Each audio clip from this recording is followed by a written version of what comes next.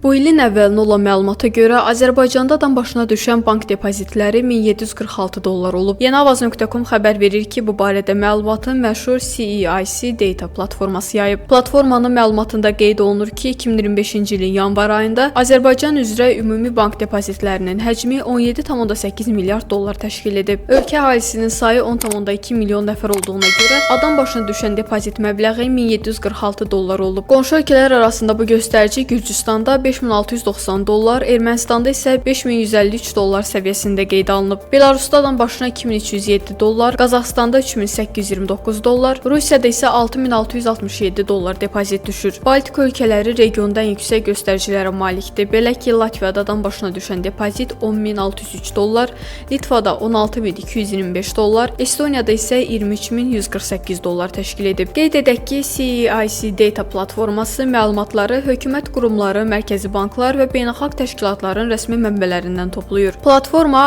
ISI Emerging Markets Group şirkətinə məxsusdur. Cədvəldə Azərbaycan və bəzi region ölkələrində adam başına düşən depozit məbləği qeyd olunub.